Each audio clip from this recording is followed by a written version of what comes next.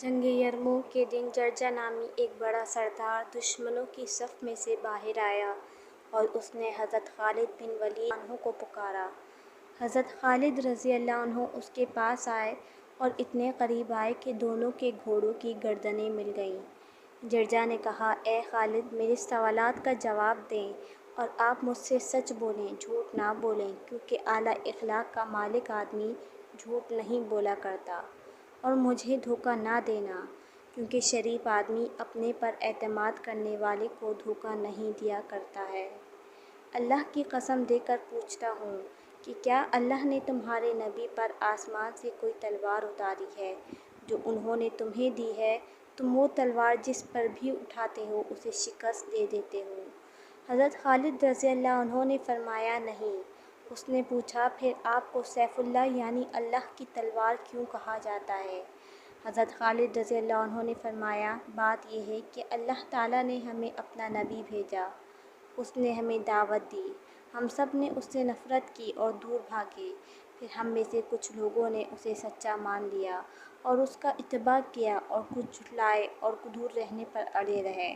میں بھی ان لوگوں میں سے تھا جو ان کو جھٹلانے اور ان سے دور رہنے پر اڑے ہوئے تھے۔ پھر اللہ تعالیٰ نے ہمارے دلوں اور پیشانیوں کو پکڑ کر ہمیں ان کے ذریعے سے ہدایت دے دی اور ہم آپ صلی اللہ علیہ وآلہ وسلم سے بیعت ہو گئے۔ اس وقت آپ صلی اللہ علیہ وآلہ وسلم نے مجھ سے فرمایا، تم اللہ کی تلواروں میں سے ایک تلوار ہو جس کو اللہ تعالیٰ نے مشرکوں پر سوتا کھینچا ہوا ہے، اور آپ صلی اللہ علیہ وآلہ وسلم نے میرے لیے مدد کی دعا فرمائی، اس وجہ سے میرا نام سیف اللہ پڑ گیا اور میں مشرکوں پر مسلمانوں میں سب سے زیادہ بھاری ہوں۔ جرجا نے پوچھا، اے خالد، تم کس چیز کی دعوت دیتے ہو؟ حضرت خالد رضی اللہ عنہ نے فرمایا، ہم اس بات کی دعوت دیتے ہیں کہ اللہ کے سوا کسی کو معبود برحق نہ مانو اور محمد صلی اللہ علیہ وسلم اللہ کے رسول ہیں، اس کی گواہی دو، اور حضرت محمد صلی اللہ علیہ وآلہ وسلم جو کچھ اللہ تعالیٰ کے پاس سے لائے ہیں اس کا اقرار کرو۔ جرجا نے پوچھا، جو تمہاری یہ بات نہ مانے تو پھر؟ حضرت خالد رضی اللہ عنہ نے فرمایا، وہ جزیہ اسلامی حکومت میں غیر مسلموں سے لیا جانے والا سالانہ ٹیکس جس میں بچے، عورتیں، بوڑھے اور مذہبی پیشوا شامل نہیں، ادا کرے، ہم اس کی ہر طرح کی حفاظت کریں گے۔ جرجا نے پوچھا، اگر وہ جزیہ نہ دے تو؟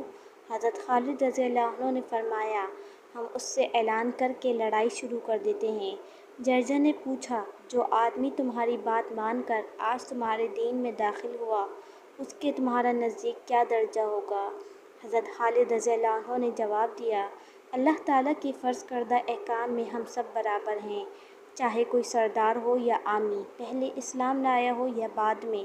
جرجا نے پوچھا، جو آج تم میں داخل ہو اسے بھی تمہارے جیسا اجر و ثواب ملے گا؟ حضرت خالد رضی اللہ عنہ نے فرمایا، ہاں، بلکہ وہ تو ہم سے افضل ہے۔ جرجا نے کہا، اللہ کی قسم، آپ نے مجھ سے سچ سچ کہہ دیا اور مجھے دھوکہ نہیں دیا۔ پھر جرجا نے اپنی ڈھال کو پلٹ دیا جو جنگ نہ کرنے کی طرف اشارہ ہے، اور حضرت خالد رضی اللہ عنہ کے ساتھ ہو لیے اور ان سے کہا، آپ مجھے اسلام سکھائیں۔ حضرت خالد رضی اللہ عنہ نے ان کو دائرہ اسلام میں داخل کر کے 2 رکعت نماز پڑھائی۔ جب حضرت جرجا رحمۃ اللہ علیہ حضرت خالد رضی اللہ عنہ کے ساتھ چل پڑے تو رومی یہ سمجھے کہ حضرت خالد رضی اللہ عنہ نے ہمارے سردار کے ساتھ کوئی چال کھیلی ہے، اس لیے اس زور سے اچانک مسلمانوں پر حملہ کیا کہ ایک مرتبہ تو مسلمانوں کے قدم اکھڑ گئے، صرف حفاظتی دستہ اپنی جگہ ثابت قدم رہا، جس کے ذمہ دار حضرت اکرمہ رضی اللہ عنہ اور حضرت حارث بن حشام رضی اللہ عنہ تھے۔ رومی مسلمانوں کے بیچ میں گھسے ہوئے تھے۔ یہ دیکھ کر حضرت خالد رضی اللہ عنہ اپنے گھوڑے پر سوار ہوئے اور حضرت جرجا رحمۃ اللہ علیہ بھی ان کے ساتھ تھے۔ مسلمانوں نے ایک دوسرے کو پکارا، جس پر سارے مسلمان واپس آ کر جمع ہو گئے اور رومی اپنے مورچوں میں واپس چلے گئے۔ حضرت خالد رضی اللہ عنہ مسلمانوں کو آہستہ آہستہ لے کر رومیوں کی طرف بڑھے، یہاں تک کہ تلواریں تلواروں سے ٹکرانے لگیں۔ دوپہر سے غروب تک حضرت خالد رضی اللہ عنہ اور حضرت جرجا رحمۃ اللہ علیہ مسلسل رومیوں پر تلوار چلاتے رہے۔ مسلمانوں نے ظہر اور عصر کی نماز اشارے سے پڑھی اور اسی میں حضرت جرجا رحمۃ اللہ علیہ شدید زخمی ہو گئے اور انہوں نے حضرت خالد رضی اللہ عنہ کے ساتھ جو 2 رکعت نماز پڑھی تھی اس کے علاوہ اور کوئی نماز نہ پڑھ سکے اور اسی دن شہید ہو گئے۔ عزیز دوستو، صحابہ کرام رضی اللہ عنہ کفار کے سامنے فرماتے تھے کہ ہم اس لیے بھیجے گئے ہیں کہ اللہ کے بندوں کو لوگوں کی غلامی سے نکال کر اللہ کی غلامی میں لائیں، مال کی محبت دل سے نکال کر اعمال صالحہ کی طرف متوجہ کر رہے ہیں اور دنیا کی فکر سے آزاد کر کے آخرت کی فکر پیدا کریں۔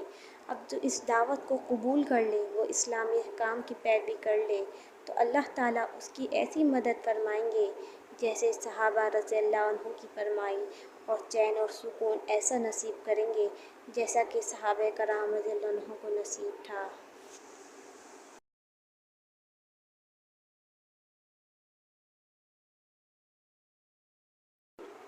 مزید اسلامی واقعات سننے کے لیے ہمارے چینل کو سبسکرائب کرنا مت بھولیے گا تاکہ آپ کو ہماری آنے والی ہر ویڈیو مل سکے۔